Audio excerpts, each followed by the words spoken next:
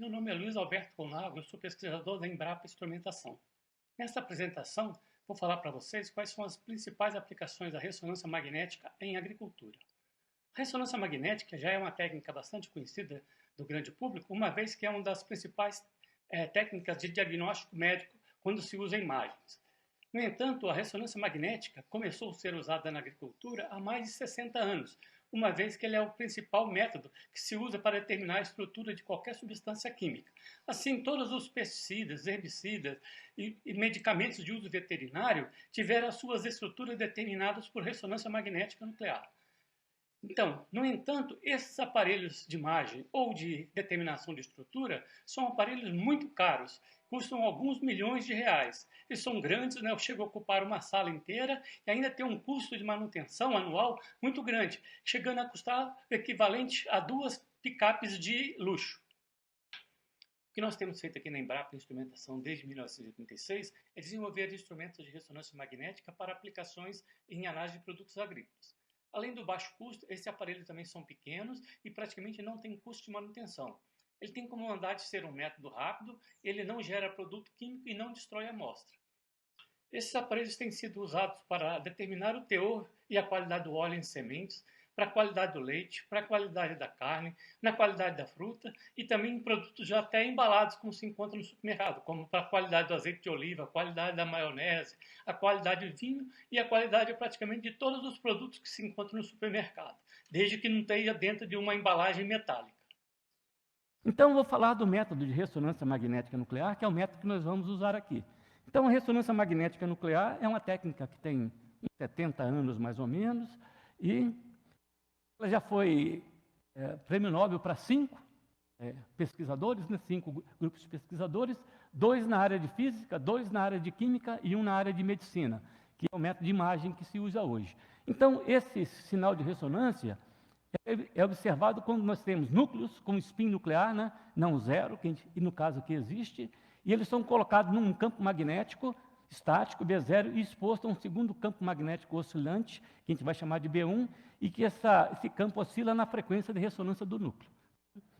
Então, um aparelho de ressonância magnética nuclear, ele vai ter que ter um ímã para fazer a magnetização da nossa amostra, vão ter que ter um sistema de conversão, né, da rádio, no caso aqui a gente trabalha principalmente com radiofrequência, essa frequência aqui do rádio entra aqui e nessa bobina ele é convertido em campo oscilante e depois esse sinal vem para o nosso receptor. Então eu tenho de colocar aqui uma amostra aqui que tenha algum tipo de spin nuclear para a gente detectar. Tá? Então do ponto de vista instrumental ele é muito parecido com um aparelho de rádio, transmissor e receptor dentro de um ímã. É muito parecido, mas ele não é porque a precisão dessas medições, muitas vezes, o nosso ímã aqui, eu tenho de estar com uma resolução de 10 a menos 9 de variação de campo magnético na região que eu quero analisar. Então, uma parte por trilhão. Meu campo magnético dentro daquela região de volume não pode variar nisso. E os transmissores e receptores são super sofisticados. Tá? Então, mas a ideia básica, no início da ressonância, usou muito componente de rádio.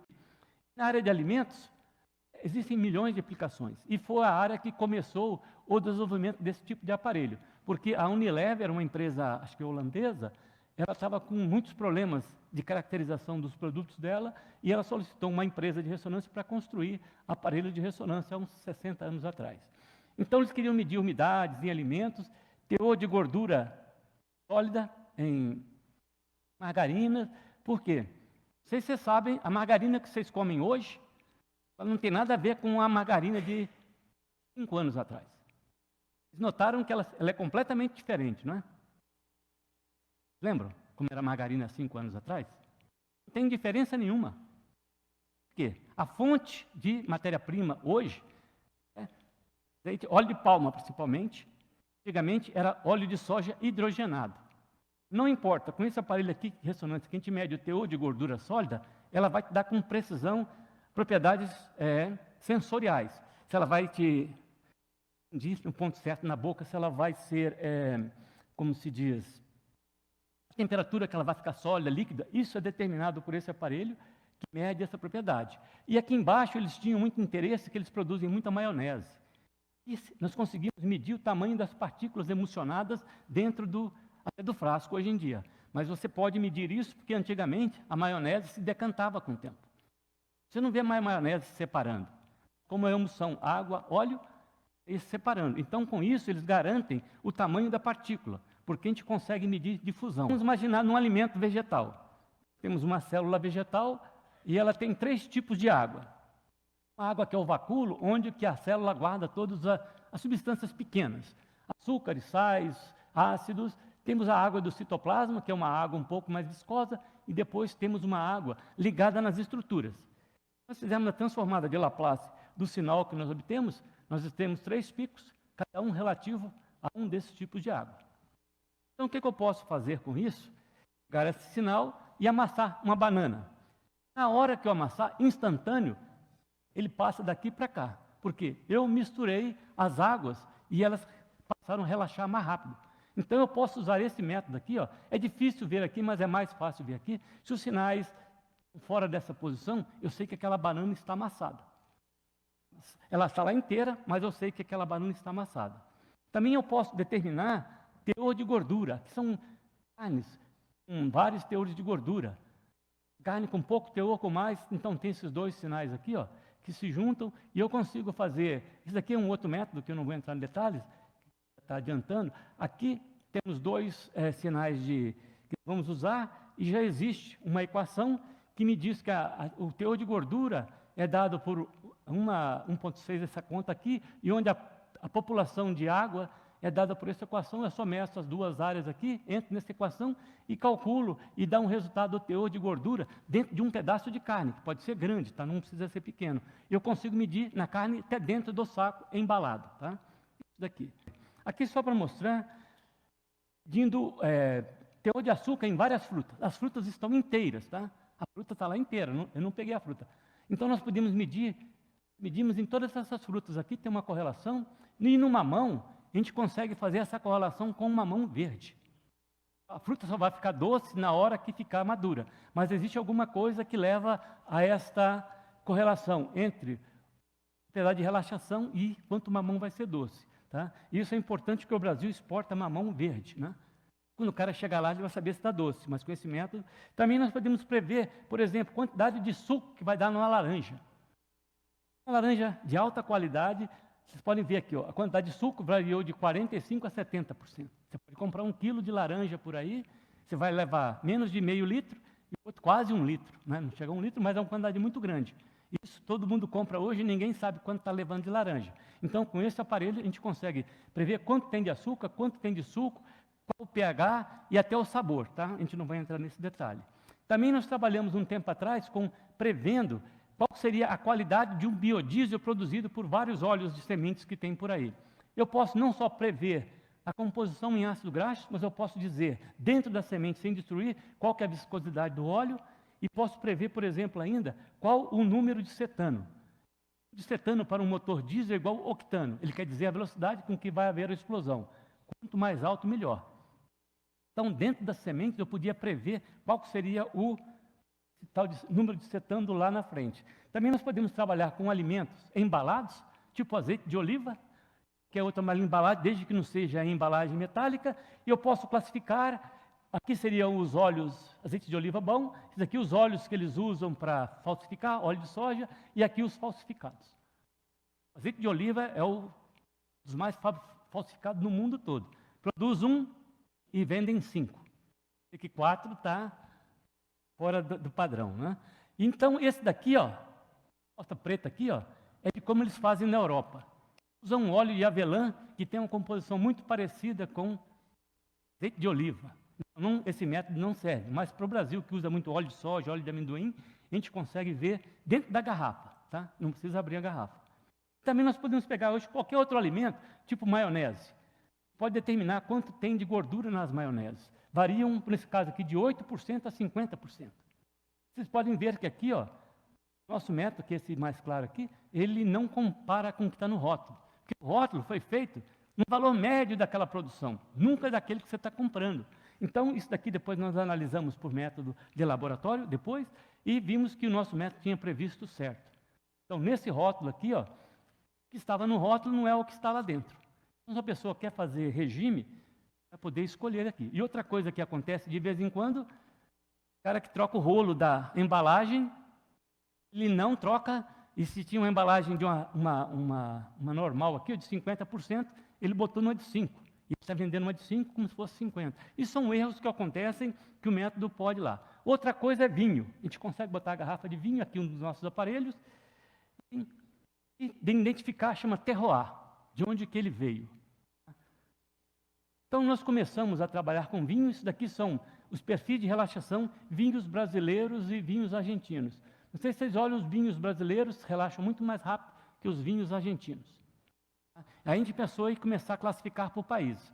Nós pegamos vinhos de quase o mundo todo e fomos classificando. Tinha uma boa correlação entre a origem do vinho, a origem do país e relaxação. A gente conseguia prever se vinho se veio.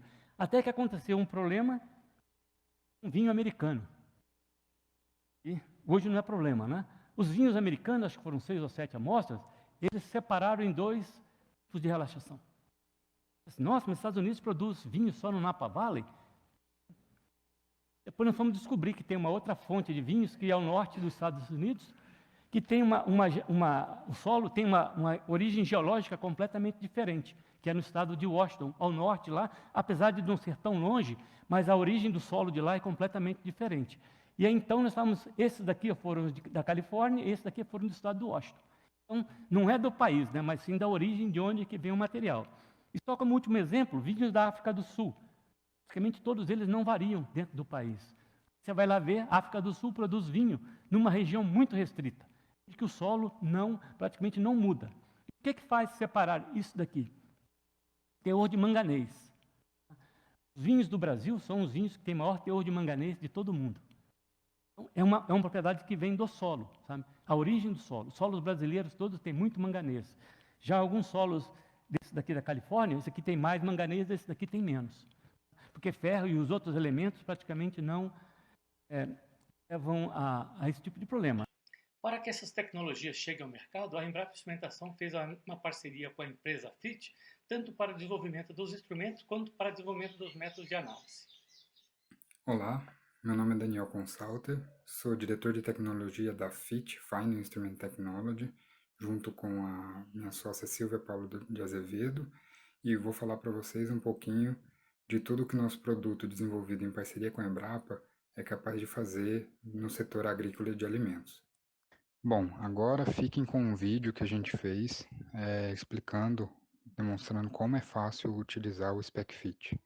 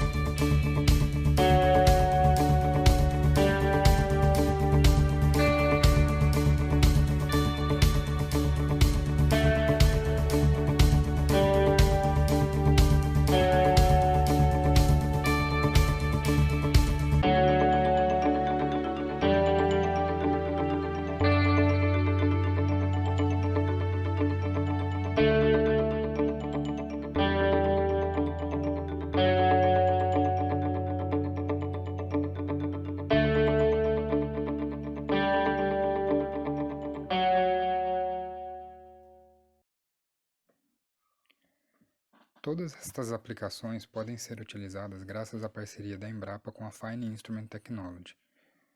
Através do SpecFit, um equipamento nacional que realiza análises usando ressonância magnética, a FIT leva ao mercado as diferentes aplicações desenvolvidas junto à Embrapa. Sediada em São Carlos, a FIT leva a tecnologia brasileira em diferentes países, e o SpecFit, com o selo Embrapa, já atingiu o mercado em 3 continentes. Com nossa equipe heterogênea, Atuamos em hardware, software, internet das coisas e desenvolvimento de métodos, o que garante o sucesso de levar ao mercado aplicações de diferentes parcerias em diferentes áreas. No caso de produtos agrícolas, atuamos em toda a cadeia, da fazenda ao produto final, começando nos solos, passando por grãos, indústrias de alimentos, biodiesel e chegando até a prateleira. Com as vantagens das técnicas certificadas pela ISO, resultados rápidos, precisos, sem uso de químicos, com fácil instalação e praticamente nada de manutenção, o SpecFit ainda é compatível com pilares da indústria 4.0. Isso é importantíssimo nessa época de crise de logística de recursos humanos causada pelo coronavírus. Como eu disse, as aplicações vão desde solo, onde a RMN pode medir a curva de retenção hídrica, umidade, porosidade, entre outros. A curva de retenção hídrica é uma fonte importante de informação e a RMN gera em 7 horas informações cruciais para irrigação, manejo, que antes demoravam no mínimo 3 meses para se obter. Em grãos, sementes e frutos é possível medir o teor de óleo, umidade, ácidos graxos e, em breve, proteína, o que acelera e diminui o custo de seleção de sementes, melhoramento genético, seja buscando produtos alto oleico ou alto teor de óleo ou proteína, e ainda pode agregar valor ao produto que pode sair do campo já com os dados aferidos desses parâmetros de qualidade. Estas mesmas informações são muito importantes para a indústria de extração de óleo e também pode analisar a qualidade do óleo produzido, como a acidez e índice de iodo. Um caso de sucesso do uso de RMN é a utilização para controle de processo medindo o teor de óleo nos resíduos do processo de extração, seja ele grãos, farelos, frutos, farinha, qualquer outro tipo de matriz. A medida com RMN é muito mais rápida e precisa, o que permitiu um de nossos clientes aumentar a eficiência de extração em 4%. O que ele fez foi analisar de hora em hora o teor de óleo nas diferentes etapas da extração, fazendo correções quase que em tempo real quando necessário. O método referência, que é o SOX, não permite isto, visto que demora pelo menos 4 horas para se obter o resultado e ainda usa químicos bem tóxicos. Isso levou com que 90% das empresas do óleo de palma no Brasil adotassem a tecnologia.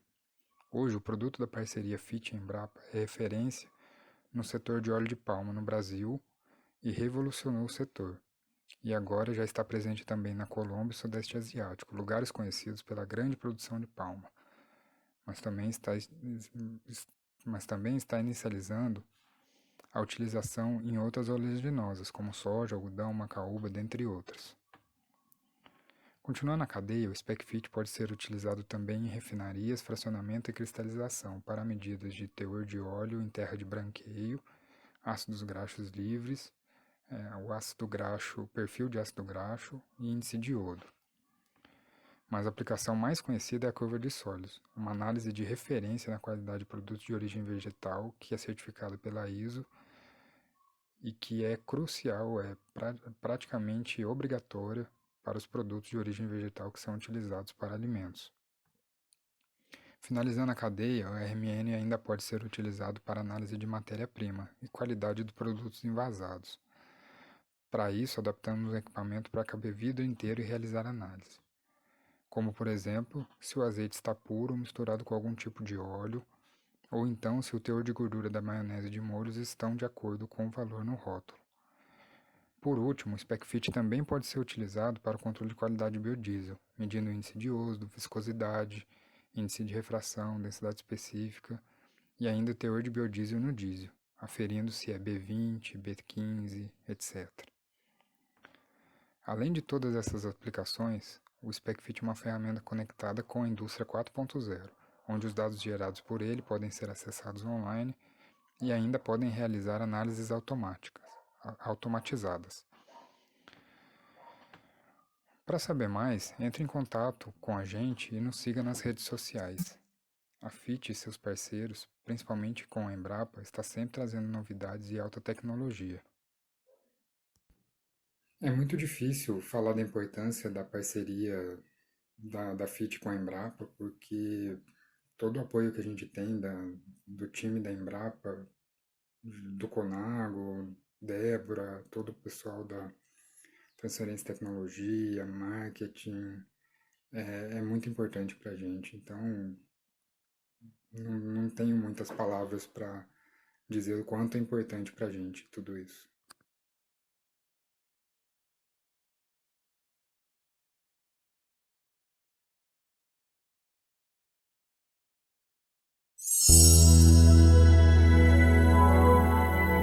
Embrapa e Agroteams. Há 20 anos desenvolvendo o agronegócio no Tocantins, no Mato Piba e no Cerrado Brasileiro.